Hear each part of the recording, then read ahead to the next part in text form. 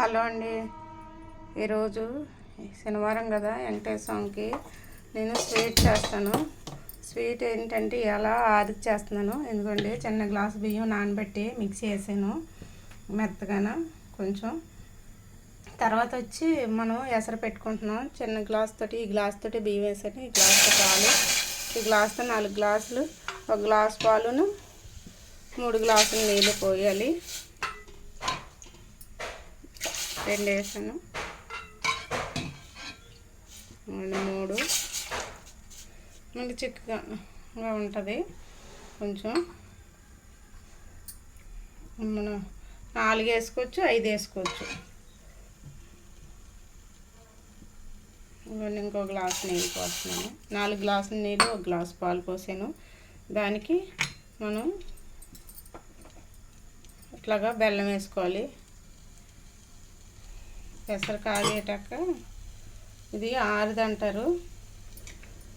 మనం ఆషాఢ మాసంలో చేసేది వెంకటేశ్వర స్వామికి అంటే విష్ణుమూర్తి. ఇందులో కొంచెం శనగపప్పు కానీ పెసరపప్పు కానీ నానబెట్టుకొని వేసుకోవాలి. ఇదిగోండి నేను వేస్తున్నాను. ఎందుకంటే నేను కొంచెం దేవుడి వరకే కదా, అందుకని కొంచెం వేస్తున్నాను. ఇది ఎక్కువ కూడా చేసుకుంటారు. నేను అది కొంచెం బాగా కాగాక మనం పిండి వేసేయాలి.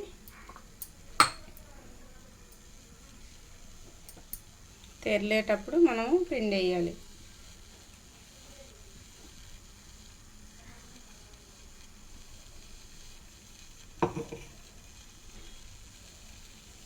అట్లాగా మరిగాక మనం మరగాలి బాగానే. కొంచెం మూత పెట్టామనుకోండి తొందరగా మరిగిపోద్ది.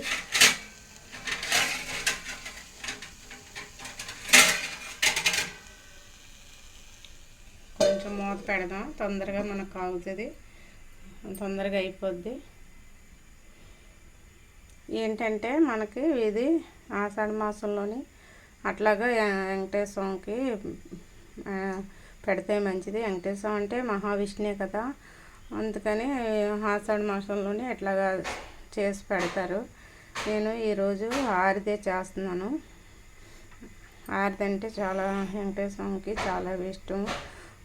అన్నీ ఒక్కొక్కరు అంటే ఆరిది వేరు, పాల తాలికలు వేరు, అట్లాగా వేరుగా చేస్తారు. పాల తాలికలు అంటే మనం ఎసరు పెట్టుకొని చక్రాల గెద్దతోటి పిండి ఉడికించుకొని పెట్టుకొని ఎసరులోని పిండుకోవాలి. ఇది అలా కాదు, చక్కగా మనం పొడి పిండి అయినా సరే మరపట్టించుకొని తెచ్చుకొని వాటర్లో కలుపుకొని, వాటర్లోని మన అట్ల పిండికి ఎలా కలుపుతామో అట్లా కలుపుకొని ఎసరు కూడా కొంతమంది ఉట్టి నీళ్ళే పెడతారు, కొంతమంది పాలు నీళ్ళు కూడా పెడతారు. అందుకనే మనం ఏంటంటే ఎలా ఇష్టమైతే అలా చేయొచ్చు. కానీ దేవుడికి కదా మనం పెట్టేది, అందుకని నేను పాలు వేస్తాను. పాలు వేసే చేస్తాను ఆరిది. అదే అట్లా చేయడంలోని దేవుడికి పాలు అవి పెడతాం కదా నైవేద్యం కింద, అందుకే ఆయనకి పాలు వేసే చెయ్యాలి. మామూలు మన ఇంట్లో అది చేసుకుంటే పాలు వేసుకోకపోయినా పర్వాలేదు.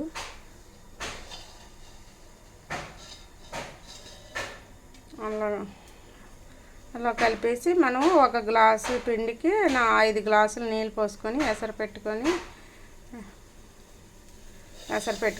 ఎసరు పెట్టుకొని అది కాగాక దాంట్లోని శనగపప్పు కానీ పెసరపప్పు కానీ నానబెట్టి వేసుకోవాలి.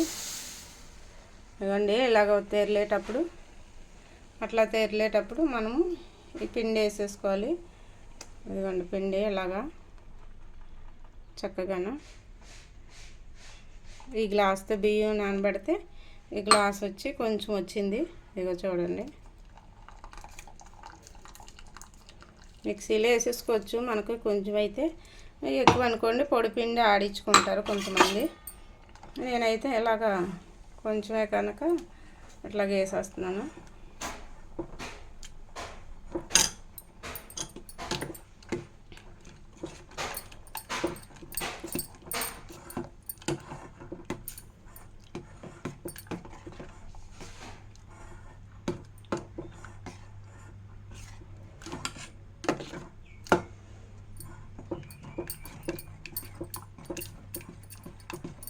అట్లాగా మనం అడుగు పెట్టకుండా తిప్పుకోవాలి, అడుగు పట్టేస్తుంది.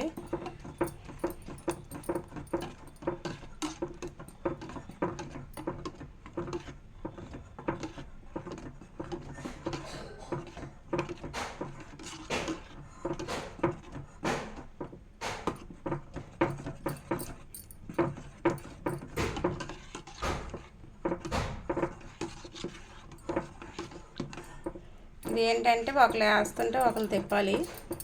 అలాగైతే మనకి ఉండ కట్టదు, ప్లస్ అడుగు పట్టదు.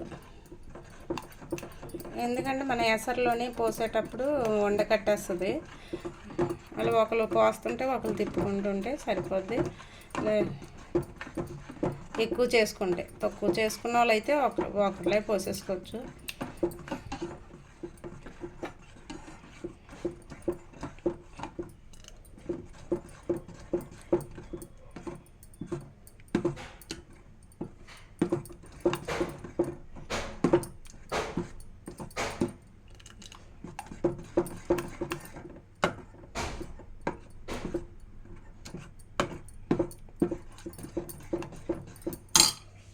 కొంచెం నెయ్యి వేసి పిండి వేసాం కదా, కొంచెం నెయ్యి వేసి కలిపేసి పోసేస్తే అయిపోతుంది. ఇదేంటంటే మిక్సీలో వేసాం కదా, కొంచెం నీళ్ళు పోస్తున్నాను. మిక్సీలోది పిండిది కడిగేసి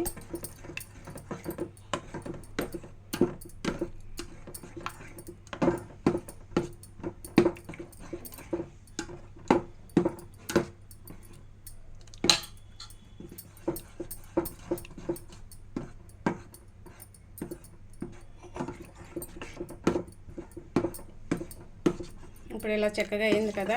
ఇప్పుడు బెల్లం వేసుకోవాలండి. ఇవ్వండి బెల్లం.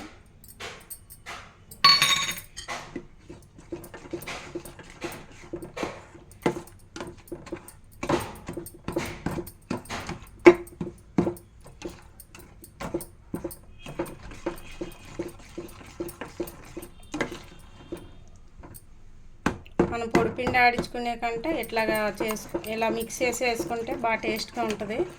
పొడిపిండి అంటే మిల్లికి పట్టించి మళ్ళీ మనం అది ఉన్నా అలా ఇలా వేసేసుకోవచ్చు. చక్కగా నీటిలో కలిపేసి పోసేసుకోవచ్చు.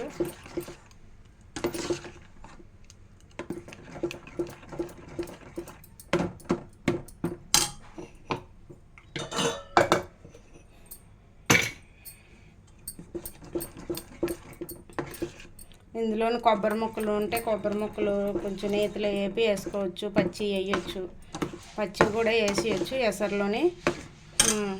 కొంతమంది జీడిపప్పు, కిస్మిస్ అవి వేస్తారు, అట్లా కూడా వేసుకోవచ్చు. మన ఇష్టము. నేతిలో వేపుకొని అట్లాగా వేసుకోవచ్చు.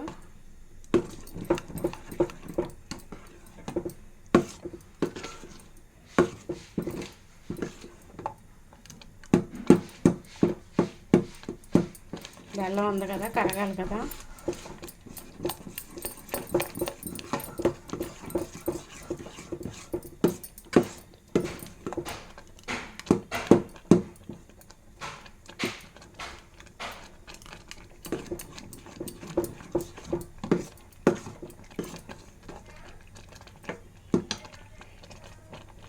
ఇలా కొత్త ఉడకాలి. ఇప్పుడు కొంచెం యాలక్కాయల పొడి వేస్తున్నాను. చూడండి, ఇలాచీ పౌడరు,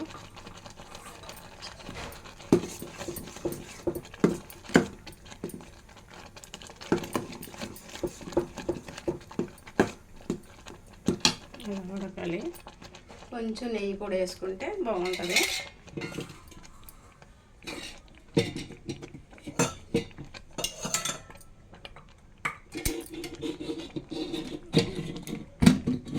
మనం దేవుడు పెట్టేది కదా, నెయ్యి వేసుకుంటే కొంచెం కావాల్సి వేసుకోవచ్చు, లేకపోతే లేదు. తినేవాళ్ళు అయితే మనం దేవుడు పెట్టేది కనుక వేయాలి. కొంచెం మామూలుగా అయితే వేసుకోకపోయినా పర్వాలేదు. ఇదిగోండి, దీనికి కావాల్సిందంట పాలు, నీళ్ళు. 1 గ్లాసు బియ్యానికి 5 గ్లాసుల నీళ్ళు, 1 గ్లాసు పాలు పోసుకొని చేసుకోవాలి. 1 గ్లాసు బెల్లం వేసి మనం ఈ నీళ్ళు కాగాక పిండి, మనం మిక్సీ పెట్టుకున్న పిండి ఉంటుంది కదా, నీళ్ళు తెరలేటప్పుడు ఈ మిక్సీ పెట్టుకున్న పిండి దాంట్లో వేస్తూ తిప్పుతూ ఉండాలి. ఉండకట్టేస్తుంది, లేకపోతే ఉండకట్టేస్తుంది. అట్లా ఉండకట్టకుండా ఉండాలంటే ఒక పక్క పోస్తూ ఒక పక్క తిప్పుకోవాలి. తిప్పుకున్న తర్వాత దీని కొంచెం ఉడికాక బెల్లం వేసుకోవాలి. శనగపప్పు వచ్చి ఎసరులోనే శనగపప్పు కానీ పెసరపప్పు కానీ మనం నానబెట్టుకునేది కొంచెం 1 గంట ముందు నానబెట్టుకోవాలి. నానబెట్టుకునేది ఆ ఎసరు కాగేటప్పుడే దాంట్లో వేసేయాలి. వేసేసిన తర్వాత ఈ నీళ్ళు తెరిలేటప్పుడు పిండి పోసేసుకోవాలి. పిండి పలుచగా కలిపి మన దోశల పిండిలాగా కలుపుకొని పోసేయాలి. పోసేసి కొంచెం ఉడికాక మనం బెల్లం వేయాలి. ముందే బెల్లం వేయకూడదు. అప్పుడు ఇది ఉడికిపోద్ది కదా.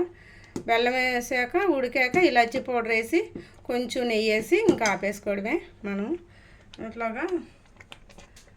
చేస్తే మన ఆరతి రెడీ. చూడండి అలాగొచ్చిందో, చక్కగా ఉడికిపోయింది కదా. ఇప్పుడు దేవుడికి వేస్తున్నాను.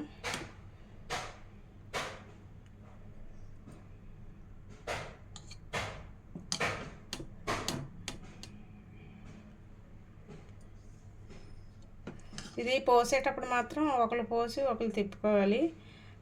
అంటే కొంచెం అయితే ఒకరే చేసేసుకోవచ్చు, ఎక్కువైతే మాత్రం ఇద్దరు ఉండాలి చేయటానికి.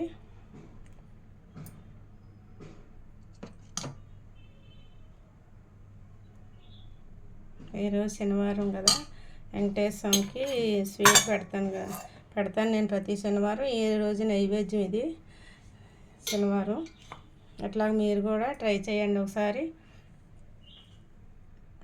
ఆరుది ఇది మంచిది పిల్లలకి, పిల్లలు కూడా బాగా తింటారు. ఐస్ క్రీమ్ లాగా ఉంటుందని చూడండి ఒకసారి మీరు కూడా ట్రై చేయండి. అందరికీ రాదని కాదు, వస్తుంది.